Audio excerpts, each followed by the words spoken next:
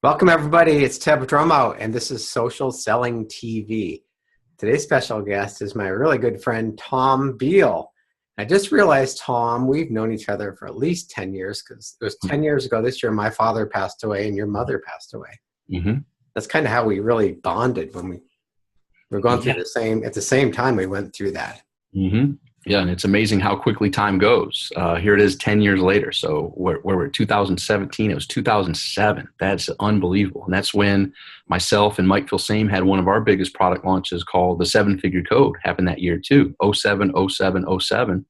And it was recordings that we sold as a product launch that were from a live event done in February of '07. So it's amazing to see who was at that event in February is now the who's who in the marketplace, to include Russell Brunson was on stage getting hypnotized during our live event and talking in Martian language, etc. So it's been an interesting, amazing journey over these past 10 years. And it's been great seeing you at live events, seeing all the great things you're doing. As a matter of fact, right back here are two of your best-selling books. That's my autograph row, and yours are right here. So thank you for providing all the value that you have over the past decade. And I know the upcoming decade is full of, our best are yet to come type of stuff. I remember that event, and it was cold and snowy, and I flew all the way out there to Long Island. And why are you in the middle of nowhere on Long Island? And that's right. The funniest thing is my brother-in-law was there. He was there just dropping something off at the hotel. He's a state trooper. He's administering exams. What? And I'm sitting at the bar one night, and he comes over to me. He goes, "What are you doing here?" Wow, I never knew that story. That is phenomenal. That's like the synchronicity thing kicking in. So, right, you being there live, I mean, you recognize that the presenters that we had there, just a few, but the people in the audience. Jeff Walker was there. Joel Tyrion was there. All the big heavy hitters that are nowadays the big go-getters were there as well in 10 years ago. So the industry is maturing, and I think your dog is wanting to join the video as well. She's howling at the fire engine. She's singing for you. Perfect. I love it. And that's the funny thing. And here's one of the things we talked about at that event and still applies 10 years later. You don't have to be perfect. I'm flawed. You're flawed. Everybody's flawed. You watching this, that's the good news.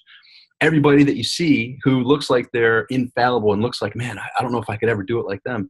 Guess what? They feel the same thing. They have issues. They have Murphy's Law kick in. They have all the challenges that you may be facing now that they've persevered, and they just do one step at a time. Right. And so you don't have to be perfect, but you just have to be yourself, and you have to step out of your comfort zone on occasion, hopefully more often than not. Hopefully on a daily basis, you're doing something that pushes you a little bit outside your comfort zone. And that's what gets you from where you are to where you want to go. What I appreciate about you is you are just you're positive, you're inspirational. Every day you post on Facebook, you go for your walks with Wanda, you share great pictures, you share inspiration, no matter, we're going through a lot of turmoil in the world right now. Right. You are focused on the positive. And my life has been turmoil. If you really think about it, you, me, and every human here is either just coming out of a big situation, whether that's a personal or professional situation. So their health, relationships, or finances, some struggle. They're either in some type of struggle right now. Sometimes all three of them. Like you and I have been, I'm sure, I'm raising both my hands. I've had times when all those areas were in jeopardy, my health, relationships, and finances, like now what? And you're either just coming out of one now, or there's one right around the corner. This journey is brief, regardless of how long we live. From my perspective, I've had my near-death experience. I was walking towards the bright white light, and in a car that had rolled 4 times. I was ejected from the sunroof, had severe head trauma and nerve damage in my leg. And walking towards the bright white light, I said, "Stop! This isn't how it's supposed to end. I know you had more for me to accomplish. Send me back." I've been helicopter lifted from that scene. And they brought my car to the fatality parking lot. They have one parking lot with the police that they bring it to the people that survive wrecks, and one that they bring to the fatalities. And I wasn't dead, but they brought the car there anyhow. That's how it was looking. So I woke up with a respirator breathing for me in intensive care, and was told with the severe head trauma that I had, I may never walk or talk properly again, which I just said no. So in essence, I wish I could reach through the screen for you watching this and flip a switch on you to not have to go through that traumatic experience, to recognize that this journey is brief and we might as well step up and go for it. And there's going to be chaos. There's going to be turmoil. And what I have done is, in my exploration of studying most of the well-known experts still alive today, many who have passed on, recently, and, some hundreds of years ago, I've come to realize I can only control three things: my thoughts, my words, and my actions. And in controlling those, I can also control my emotions. And I as a Marine, I was a very trained to be in that fight or flight mode, like kill or be killed type of scenario. So transitioning from that to controlling my thoughts, words, actions, and emotions, and not just immediately thinking this is a life or death situation. Because rarely are we going through our daily experiences going to truly be in a life or death situation. Thank goodness, right? Right. That would be a very stressful existence. Now, it's a crazy, chaotic world, so it's you definitely have to keep your eyes open and keep aware of your surroundings and all that fun stuff. But very few of us are in that true fight or flight scenario. Right. So basically, I've learned to become calm, centered, and not really shaken by anything. Like I accept it. I accept the new information and really bring it back to that locus of control. What is within my control? My thoughts, words, and actions, which can also control my emotions. And then, okay, with this new information, have my goals changed? Has my, my destination changed? Right. And modify it accordingly. In the Marine Corps, I learned improvise, adapt, and overcome.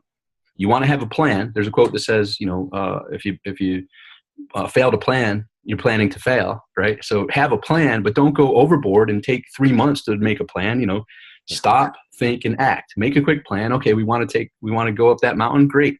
Let's start walking towards it. And as new information comes, you improvise, adapt, and overcome, because plans never go to plan. Right. That's never. So just know that. And with this new information, you stop, you think, you act, and continually enjoy. I have my saying, make today great.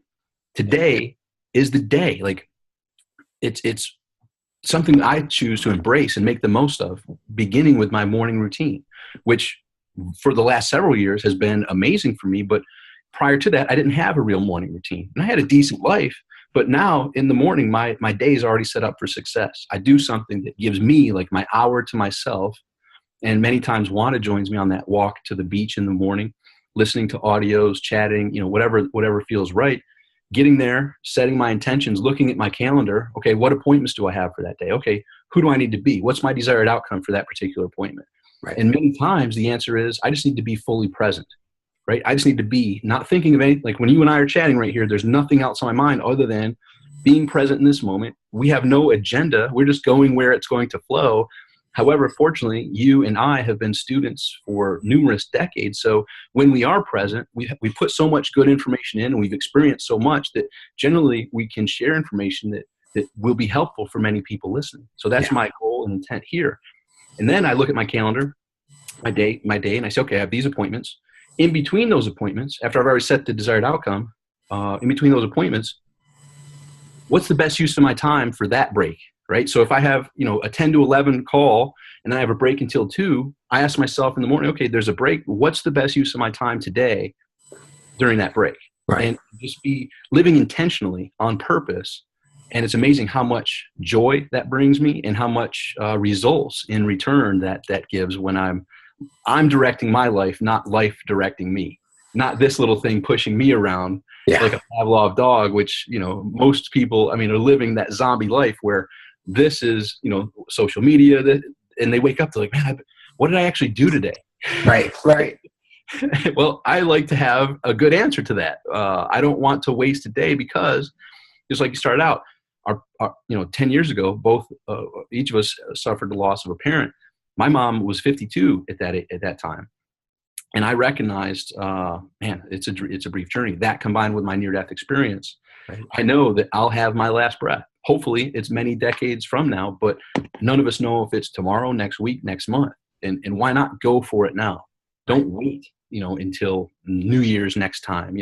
Start getting clear on what you want right now and moving forward with it one step, one day at a time. Some people might think they'll hear you say, oh gosh, I have all this planned out and then I fill in the gaps and I really focused on what I'm, need to do. You think that's just too much, but it actually, you get so much more done, and I feel really fulfilled at the end of the day when I accomplish my whole to-do list and maybe more. Yeah. There's a couple of good books that I recommend. One is How to Win Friends and Influence People by Dale Carnegie. And the other one by Dale Carnegie is How to Stop Worrying and Start Living. So I talked about the 3 things we can control: our thoughts, our words, and our actions, which also, when we do that, by default, let us control our emotions as well. Right. The summary of how to stop worrying and start living is there's 2 things that we can choose to worry about: things we can control and things we can't control. So if we think about this, okay, if I'm worrying about something I can control, that's preposterous. Like, just control it and stop worrying about it, right? Okay, if I'm worried about this, okay, great. What is a plan? What's some actions I can take to stop worrying about that?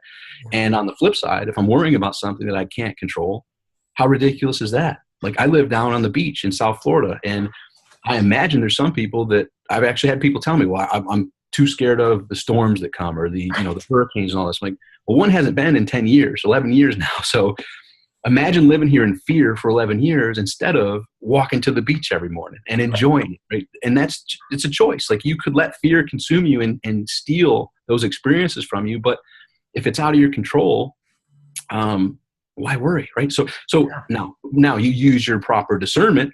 When the news hit last year that there was the potential hurricane coming, we used our discernment of like, okay, get some extra water, get some extra food. Should we leave? Should we not?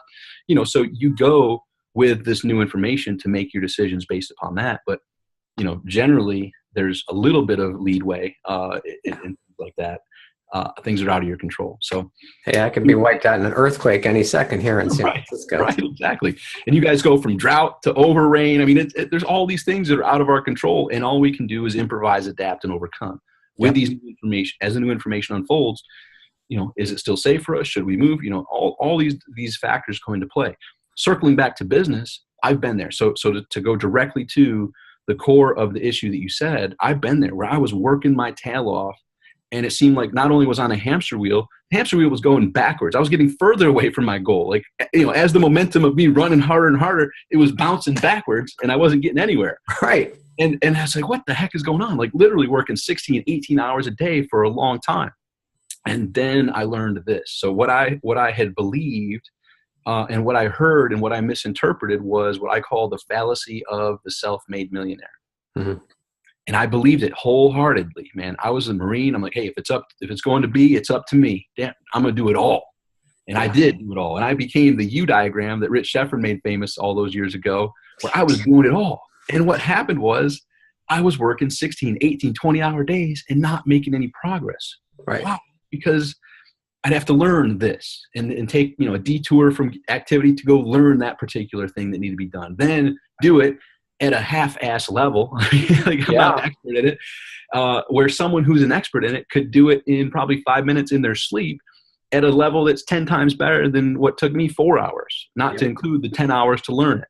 So just stepping back and recognize the fallacy of the self-made millionaire, and when I heard it, as a big fan of many of the people in Nightingale Cone at the library and stuff, like Brian Tracy was big on the self-made millionaire. Yeah. Well, after many years, I realized Brian had a team of over 40 people. And in my mind, my interpretation was, that's not a self-made millionaire, that's a team. Right? But I get the concept now. So don't fall for the trap that I fell for and thought, like, if it's going to be, it's up to me. Now I brag on how little I actually do because I have outsourced, delegated, systemized, automated these things. So instead of me having to do it all, it's getting done, but by me being the captain of the ship, by me being the one directing this whole orchestra instead of playing every single instrument in the orchestra. So don't try to learn how to play all the instruments and be running around as the one-man band. Learn how to be the director that can say, here's the goal that we have. How and what can we do to get there? And who will we need? And what services and what tasks will we need done? And be that manager of it and be that captain who gets to that destination but isn't the one doing the whole thing. Like, the captain on the ship isn't cooking the food, isn't scrubbing the decks, isn't doing all that stuff. There's a whole team behind the ship to make the destination arrivable.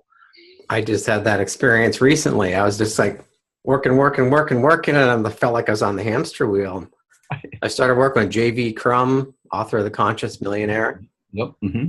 And I'm helping with his LinkedIn. So he gave me a free discovery session, how he works with his people. Mm-hmm. Mm-hmm. And he says, okay, tell me 3 ways you can make $100,000 in the next 3 months. Mm-hmm.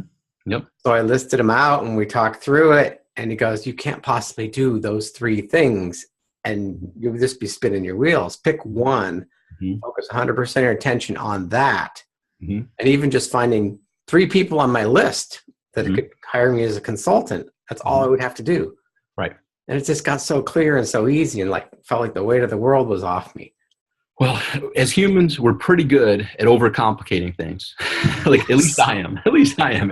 And the fun part is, I think we all have that as like a little trait that's there with us. How can we make this more difficult? It's like, I don't know if it goes into self-worth or anything like that, but like I said, I used to brag about how hard I worked and how many hours I put in as if it was a badge of honor. And now I see, and some people preach the hustle till you drop mentality nowadays. And I was like, hey, I've been there. It's a very treacherous path, and it can suck you in. And you can be that person who's pounding your chest, bragging about how hard and how much you're working.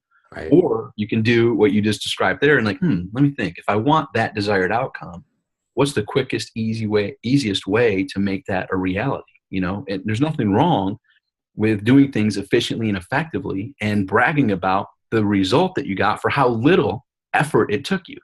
And it goes back to that story. You may have heard, if you're listening to this, there's a nuclear power plant, for instance, and they're having some major issues, and they've had their people try to figure it out. They couldn't do it. They hired a couple experts to come in and figured out they couldn't do it. So they've been waiting. They couldn't reach out to this one person because he was too expensive. Finally, they exhausted all other opportunities. So they reached out to this person. He came out there. He heard all the stuff. He looked around. He's like, can I borrow a marker? Takes a marker, puts an X on the pipe, so that it's right here. That's what needs to be fixed, and leaves, and then sends the bill. And the bill was very large. And they said, can you itemize? Like, you were here for less than 20 minutes. Like, can you itemize that for me? And he said, marker, $1. Knowing where to put the X, the huge price tag, $99,999, so that's in essence, do you want the end result, or do you want that person to know it, but then just camp out there for a week and make it sound like and feel like he's doing all this work? Which would you rather be? And so I have now transitioned from bragging and beating my chest about how hard I work and how long I work to how amazing my lifestyle is and how amazing the results are, which for me is as simple as breathing. Like this conversation here, there was no, like, rewind 20 years ago, I may have been nervous. What am I going to talk about? What I now am so confident, like that person who knows where to put the X. I'm confident whatever question you pose or wherever this conversation goes, I know that my information that's been in and my experiences that I've experienced will provide some value for people that are in your audience. And when you reach that level, the person that flew in to put the X wasn't worried, like, geez, I wonder if I'll be able to fix this or not. You're the Mozart, and you know how to play your songs. That's right. And so I love the story of you just shared. Like, yeah, there's lots of different ways, but let's narrow it down to the top 3, and then discern. Okay, right now, what makes the most sense for me? I'm not going to do all 3, but right now, what's the one that I can put time, energy, focus, and attention towards to get the end result that I'm searching for? And it's so different from. I grew up, my parents owned a restaurant, so my father was there 7 days a week, 18 hours a day, 18, 20 hours a day. Yeah, restaurants, no joke. So he used to just come home exhausted, but it was all about work. He dragged me into work with him when I was 10 years old and said, this is how we do it. Work hard. No pain, no gain. Work hard, right? And it's kind of, and I was trained, my grandpa was a hardwood floor man, and then he built homes and stuff. So it's literally like, that real breaking your back and working hard, that was a pride. I'm proud of how hard I work. Right. And that's good. Like, I'm proud of my work ethic. However, I also have recognized life is short. And the last thing that I want to do on my deathbed is say, man, I wish I worked more. I wish I set that computer more. I wish, no one, we've all heard those stories where people wanted, I wish I was with my kids more. I wish I had taken advantage of this opportunity or went on that vacation, et cetera. So have fun. Like, so my secret step, I have 5 steps that I call the success magnet system. And if you look at anything in history that's ever been accomplished, you can see how these 5 steps played out. And if you look at any success you had, you watching this, you'll see how you use these 5 steps. The cool part is once you know them, now you can proactively use them for your upcoming dreams, goals, desires, and outcomes that you're seeking to attain. So the first step is vision. You got to have a clarity on what you want. What do I want? So for instance, the $100,000. Okay, I want $100,000 in the next 3 months. Cool. That's a very clear, specific outcome that you want. Okay, that's the vision. And you know, then you think of a mechanism that can get you there as well. Vision of what can help me get there? What's the vision that is as well? Second step is belief. Hey, others are doing it. If others can do it, I can do it. Belief in the fact of law of cause and effect, belief in yourself, belief in your product, belief in your services, and numerous levels of belief. But I like the one of, you're not Star Trek. You're not going where no man has ever gone before. Generally, like most things have been done, and if not exactly, in a very similar situation that you can emulate. This person's done it. How did they do it? And kind of backtrack that. So vision's the first one, belief's the second one. The third one is identify and align. So find someone who's gone down that path and align yourself with them. And nowadays you've got podcasts, you've got videos like this, you've got so much information. It's up to you to discern and find that person who you align with, and you're like, you know what? They know what they're talking about. I'm going to follow the steps they tell me to take. Right. Then the fourth step is commitment to action. We all know what we should do for the most part. Like, you know, whether it's we want to get healthy, we pretty much know what it takes to be healthy, right? And we, if you want more income, we pretty much know what it takes to make that happen. Eat less, exercise, you're going to lose weight. Right. Holy cow. It's amazing. Yet it's a multi-billion-dollar industry. You know, hey, dummy, eat a little healthier, a little less portion size, and move more, and watch magically it's going to happen, right? It's not rocket science. So we all pretty much know what we could do. It's bridging that gap between knowing and doing. So the fourth step is commitment to action, taking some actions. And generally they're not going to be perfect action. They're imperfect actions, but imperfect action always beats perfect inaction, right? So just, you know, get clear on what you want and start taking some steps, and you'll figure it out, and go back to belief that you're resourceful enough, and you'll figure things out. You're good at figuring things out. So commitment to action, take the action. And many times it's stepping out of your comfort zone as well. Yep. The fifth step is have fun. Like this, you know, this journey's brief. Have fun. Like, don't be the person that's I'll have fun once I'll enjoy this once I get there. You know, I'll be happy once I get there. Because we all have friends, we all have family members that they aren't ever happy when they get there. Right. They're miserable on the journey, and they're miserable, when they get there. So don't be that person. Or they don't know that they already got there because they didn't set the goal to begin with. Right. Exactly. Right. So, you know, those are the 5 steps to the success magnet system. And you know, for me, I like to set goals related to my health, my relationships, and my finances. And it's not just health to be, you know, Adonis. It's mentally, physically, emotionally, and spiritual health, right? Because we know people who are rock solid, but their mental health is not in the best scenario, or their emotional health, right? So it's a balanced thing. Like, how can you be the best you? And for me, that's to success. I break success into those 3 areas: health, relationships, and finances. Health, mental is the base, physical, emotional / spiritual. So that's why I do my walk in the morning. It gets me out, it gets me moving, gets me fresh air. Mentally, I'm seeing and hearing the birds, I'm seeing the ocean, I'm enjoying nature. I'm listening to awesome audios that are mentally stimulating my mind.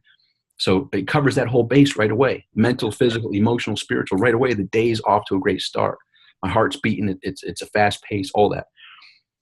Then relationships. You got to get clear on who are your important people, right? Personally, professionally, and socially. Don't think, like, I got 5,000 friends on Facebook. Don't think they're all equal. Don't think that they're really, you know, there's only a couple handfuls of real friends. You know, you really narrow it down. A friend that will be there for you when needed. So right. Don't get caught up in this social media where everybody loves you fallacy. Right. Like, it's who are your people, and make sure time equals love. Make sure they're getting the proper time from you. That you're not 80-20, right? Focus on the top 20%. Correct. Yeah. And financially, I break financially down to today money, tomorrow money, and contribution. So today money, there's been times in my life when I had to hustle and hustle and hustle just to keep the lights on, just to be, you know, able to put food in the fridge and on the table. Right. And so I recommend if you're watching this, like, know that yeah, people have been there. Even people have had success. I mean, success is not that straight line. It's boom, boom, boom. It's the roller coaster ride, right? So people have great success. And then this too shall pass. It's not just for the bad times, it's for the good times. Like the money dries up. Like, holy crap, what happened to the money tree? It's gone. Boom. And then you got to rebuild. I mean, it's a fun journey. But focus on doing what it takes to get your today money all squared away. Your bills, your overhead. What's that monthly nut? Do what you can. And that, you know, whatever expertise you can tap into to get that taken care of. Now that frees you up to focus more on the bigger tomorrow money projects. The big ones are longer. They take more than 30 days, 60, 90, 180, sometimes longer to turn it into cash. And then it sounds like you have like daily goals, weekly goals, monthly goals, yearly goals, lifetime goals. Correct. Yeah. And I'm not married to the outcomes, right? Meaning I've since come from like, and I was very, very driven. Like I set goals and it was like, I'm getting to get that goal, even if it's going to kill me. Right. And there were times when I was just so hard headed, and that works. But for me now, I set goals, and basically it's just a matter of time. When I set a goal, for instance, 3 months from now, this is going to happen. And that's whether a health goal, relationship goal, or a financial goal. And then I work backwards. And just like a farmer who envisions the field being cultivated for the corn or the wheat or whatever it is, they know there's a time to plant the seed. There's time to till the soil, plant the seeds, fertilize it, water it, take care of it, get the weeds out of there. And it's just a matter of time before the harvest is ready to be taken out. So as you sow, so shall you reap. Yeah. Right? So for me, when I set a goal, it's done. Like when I make I know it's just a matter of time catching up to that particular moment. Why? Because I'm taking the proper steps, working backwards from that goal being a reality to now. Mm-hmm. Who do I need to be today to make that one step further today? What's mine to do today? And that includes being the person who leads the orchestra, right? So not having to do it all, but okay, who will I need involved to make this a reality, and how, and what are the milestones, what are the checkpoints, and what am I going to inspect to ensure that we're on track to meeting that goal? And so it's just write down your goals every day or every week. I write them down every quarter. So every 3 months, I sit down and take a week to plan my next 3 months. Okay. And that's, and it's real simple. Like I don't go hog wild with 10 goals. I'll generally set 2 to 3 goals max for that 3 month period. Yeah. And set those 2 to 3 goals and then work backwards. And now I just have an action plan that when taken daily and weekly, those 12 weeks are going to go by. And when they do, that's a reality. It's a line in the sand. Yeah. And it requires, using my calendar to make sure that I'm scheduling the things that are important to me, doing what's mine to do to ensure those goals are on track to becoming a reality. Yeah. Yeah. And this goes back, and I've done this since I was a bicycle freestyler and I'm doing tricks on bikes, competitions. So I had to get my routine.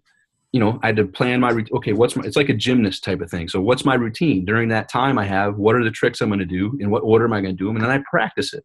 Right. And then when I practice well enough and I get the routine down, it's just second nature.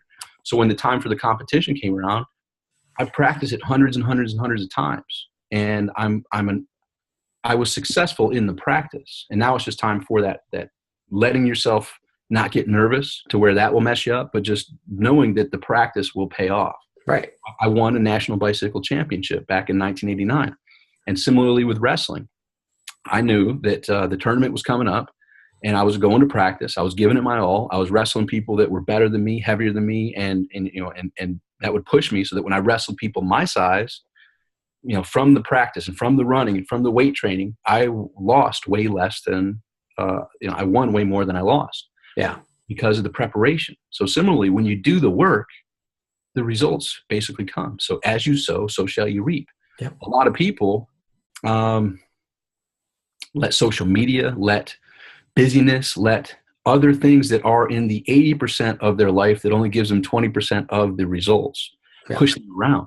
And they are running around ragged, like they're running fast. Boom, boom. They're all over the place, but they're not making progress on anything that's important to them, yet they feel worn out. And I get it because I've been there. And there's times like, it's not like I figured out and I'm perfect. There's summers and winters. There's times when I'm on point. And there's times when I'm like, what the heck am I doing? Like I've turned into a Pavlov human. Yeah. Put me around. The bells are being rung and I'm just going all over the place, putting out fires. Right. And it's an interesting thing. Like as humans, I feel we have times when we're just spot on and there's times when we're just way off. And it's up to us to have friends and people that care about us that can keep us more on these spot on moments than off track. Exactly. Yeah. Well, Tom, this has been great. Mm-hmm, mm-hmm. So we're a third of the way through the year. What's one thing you could give our listeners advice like for the rest of the year? What one thing they should focus on? Okay. Get clear on what you want and just do a real assessment of where are you right now? Like, and judge yourself, like literally step back and kind of coach yourself. Are you giving life all you've got? Are you kind of just caught in a comfort zone? Are you just kind of going through the motions? What are the songs that you feel are yours to sing? What do you want? Like, what do you want? Who can you be? And what are you capable of? Yeah. And just ask yourself those questions. Like, and so I'm going to pass this magic wand to you through the video screen here. I'm now giving you a magic wand where poof, you could get clear on what you want. And within 12 weeks, it could become a reality. What would that look like for you? Where would you want to have a transformation? Where would you want to have a resurgence of that person who's willing to explore, who's willing to step out of your comfort zone, who's willing to sing the songs that are yours to sing, that's willing to set clear intentions, clear goals of here's what I want, here's what I know I'm capable of. It's time for me to stop dilly-dallying and going through the motions of life. It's time for me to show the world what I'm capable of. It's time for to show me what I'm capable of. It's time for me to show my family, my friends, and the world what I'm capable of. That's a challenge. So sit down and ask yourself, what do you really want? So here, I'll pull this out. Here we go. So this is my business card. So I was $1 million. When we met, it was $1 million deal, but this is $1 billion deal. There we go. And I'm now, and it's for inspiration. So this inspiration is this. I handed you the magic wand. Now, a question that goes deeper.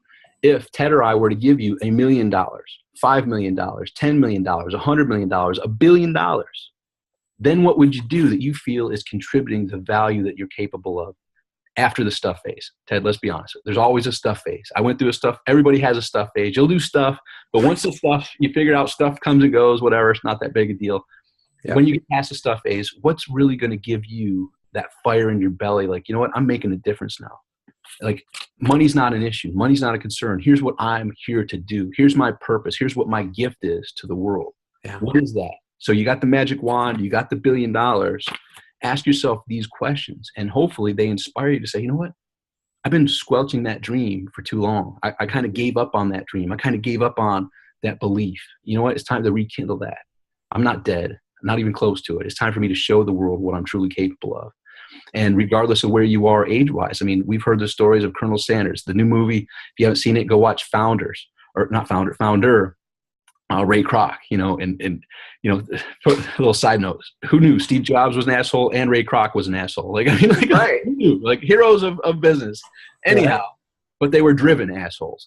They were really driven and they were really passionate. So not saying go emulate, every aspect, but you will see that Ray Kroc was no spring chicken either. I think he was 52 when he began that journey. He was selling milkshake, spindle blenders. Right. And took it to the multi-billions of dollars. Yeah, that was a good movie. It's very interesting. Good. Yeah, very good movie. Very interesting as well. And take the inspiring parts. And here's the other part of life. Take the good and leave the rest, right? You don't have to, there's a lot of stuff that will maybe rub the wrong way, in that movie. I mean, it's just like, wow, okay. But guess what? That's human nature, right? So take the good and leave the rest, right? What inspires you and what can you take from it that will give you a little more inspiration, a little more drive, right? To light that fire within you. But that's what I would suggest. And, hopefully this inspired you to literally take this seriously and go grab a blank sheet of paper, grab a pen and start dreaming again. Right. Right. If you couldn't fail, what would you do? Right. Become that imagination, kickstart that imagination again, because you have the power. And here's the reality, whether you think you can or think you can't, you're right. So hopefully this gives you a little more of I can, the whole choo-choo thing. I think I can. I think I can. I think I can. Yes. Right. There's truth to that. And that's funny because that's a children's story. But the other children's story of row, row, row your boat gently down the stream, merrily, merrily, merrily, merrily, life is but a dream. It doesn't say row your butt off upstream and sweating and struggling and all this. Like, row yourself down the stream. Give up the struggle. Give up the pound in the chest. Think, bragging on how hard you're working, and go with the flow down the stream and watch the magic as it occurs. Where this truth happens for me and many of my clients. Yeah. The less I work, the more I make. It's crazy. Now, I'm unique. Like, I love studying. I love reading. I love doing things like that. Like, I'm in a set. Like, I only work when I'm not sleeping. Is the fun. Like I'm continually working because I'm continually learning. I'm continually doing things. I'm out there on the cutting edge. But for me, that's what I love, right? And I have a life that I'm very proud of the lifestyle, right? Doing what I want to do with who I want to do, when I want to do it, where I want to do it. I mean, it's pretty cool. But it took a lot of learning, a lot of lessons, and a lot of stepping out of my comfort zone to get there. Right. So hopefully this inspires you watching this to step out of your comfort zone and begin by asking yourself, if you knew you couldn't fail, what would you do? So how can people get in touch with you or learn more about you? If you Google my name, you'll find a whole bunch of stuff. Tom Beal, Tombeal. I just created a course last year with the authors of the book called The 12-Week Year, How to Achieve More in 12 Weeks Than Most Do in 12 Months. So I've already been a high performer, but now tapping in and implementing the systems that we put together in the program we created called 12-Week Mastery. Yeah. It's super powerful. It's really opened people's eyes to a new way of doing things, not on the annualized calendar, but on 12-week years and just 12-week increments. One at a time. You set 2 to 3 big goals. They become a reality because you're taking the actions that you know will get you to that outcome. And you literally transform your results, your life, and super awesome. So you can Google 12-Week Mastery and find a whole bunch of great stuff as well. It's awesome. I did it last year. Mm-hmm. Yep. Yeah, you put those blinders on and go for the goal. Yep, that's right. Amazing what we can do when we actually do the work and we actually get clear on what we want and consistently. That's consistency are the keys, right? So one day, 1 week at a time, you will get there. Yeah. Well, thanks, Tom. This has been awesome. I love catching up with you. All right. Pleasure being here. Hopefully this was helpful for you and your people. And I look forward to our paths crossing again soon. Great. Thanks, Tom. Thank you. For more free training, visit socialsellingminute.com.